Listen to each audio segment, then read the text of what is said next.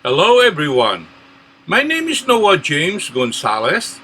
Friends and families call me Nonong Gonzalez, a name given to me by my grandpa which I like, and a name which established my identity.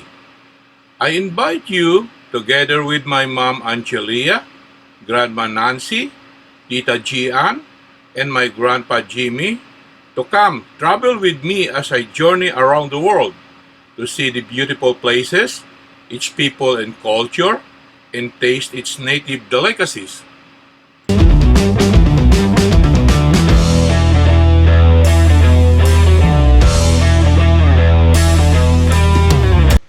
Sabang is a small village in Palawan, Philippines. It is used as an entry point to the Puerto Princesa Subterranean River.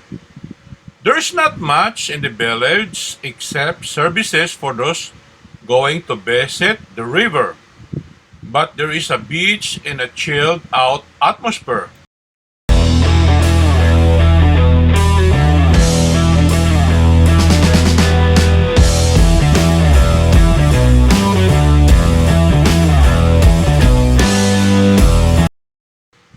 From Puerto Princesa, take a trike or jump in a minibus going to the new market jeepney terminal in San Jose.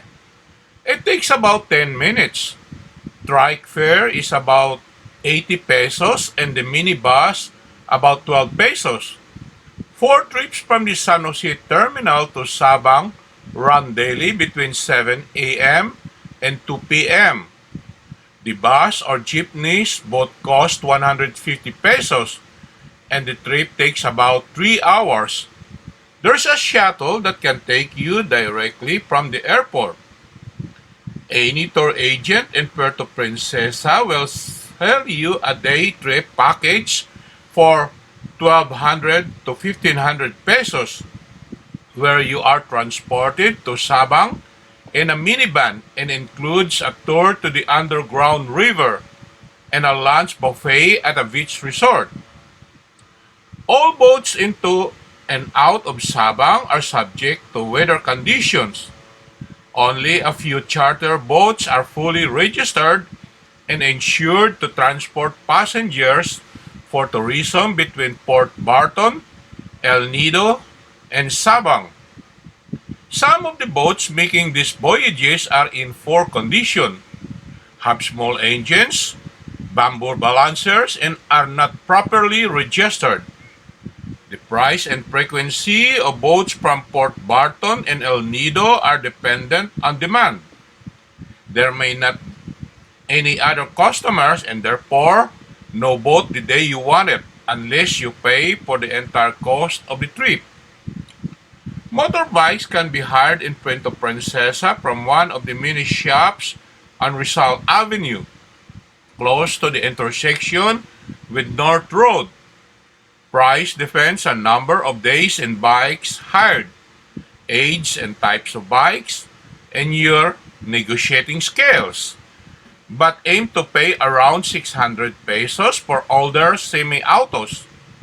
The ride to Sabang is 73 kilometers, all on paved roads and quite scenic.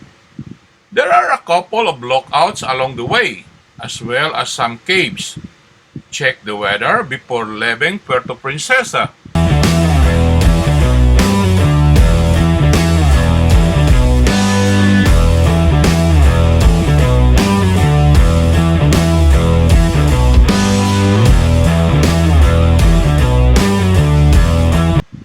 Sabang is very small, so everything in the village is within walking distance. To get to the underground river, you need to hire a boat from the pier or walk along the jungle trail or monkey trail, about 5 kilometers and 1 to 2 hours walk. Don't forget to pick up your permit to the underground river from Puerto Princesa before arriving in Sabang.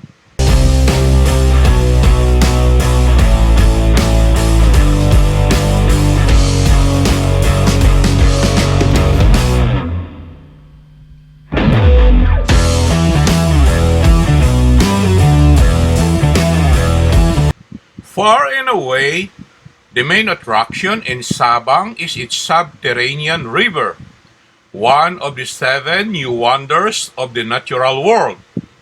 There is a 250 pesos entry fee which must be obtained prior to visiting the underground river, and a 40 pesos environmental fee payable at the office by Sabang Pier.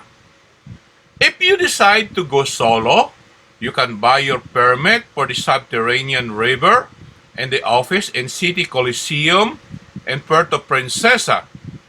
There is a limited quota permits issued each day, and the booking office is more interested in selling tickets to tour agencies. So make your reservation at least 2 to 3 days in advance during holiday seasons. Contrary to what you might read elsewhere, it is possible to get a permit for the next day in Sabang itself from the office by the pier, at least during the week, provided you arrive in Sabang in the morning or early afternoon. It was also possible and to obtain a same-day permit at the Sabang office by arriving first in the morning, at least if you are a Filipino, to guarantee your permit. However, it is strongly recommended that you visit the office in Puerto Princesa. There are two ways to get to the entrance of the river from Sabang. The first is to take one of the roughly 45 registered, small and very noisy 8-seater bangka boats from the Sabang Pier. You will be given an allotted boat time on your permit, but to avoid waiting for hours, talk to the other people at the pier and offer to join their boat. Boats cost 100 pesos per person when full. The boat trip is subject to weather condition and may be quite rough. The alternative way to get to the start of the subterranean river, and also way to avoid paying or waiting for a boat, is an approximately 5-kilometer walk through the jungle, which takes 1 to 2 hours. You can walk up to the central station without a permit, but no further. Expect to see lots of monkeys and maybe some monitor lizards and other wildlife.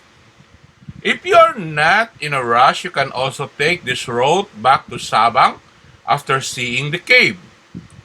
When you get to the cave entrance, you have to wait for another boat to take you down the underground river. That is included in the permit price.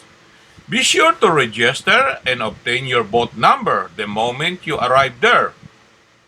The whole process is much tailored to groups arriving on package stores. Nobody will call you when your boat number is about to depart. So be active and ask local staff about the current number every 10 minutes or so.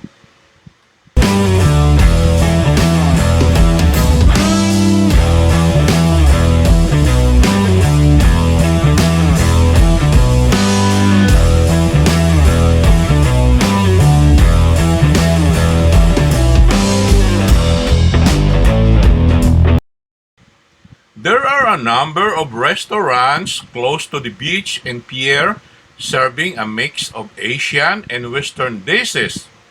And there are also some local street food stalls where you can get meals such as beef noodle soup for 40 pesos. Also, there is a local bakery 100 meter or so back from the beach on the main street, selling very cheap and tasty desserts.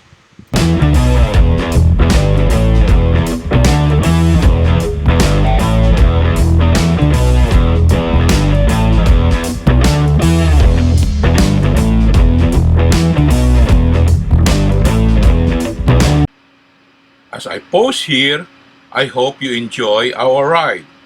Don't forget to watch my next episode and please hit the red subscribe button below, for it means so much for me. Until next time, thank you so much. Special thanks to Mrs. Amalia Gonzalez from Los Angeles, California, Debanikit from Chicago, Illinois, Didumaliang from Chicago, Illinois, Greg and Marie Chris Aselin from Edmonton, Alberta, Canada, Didi Aros from Balasan, Iloilo, Jose Graelius from Balasan, Iloilo, and Cal Desierdo from Balasan, Iloilo.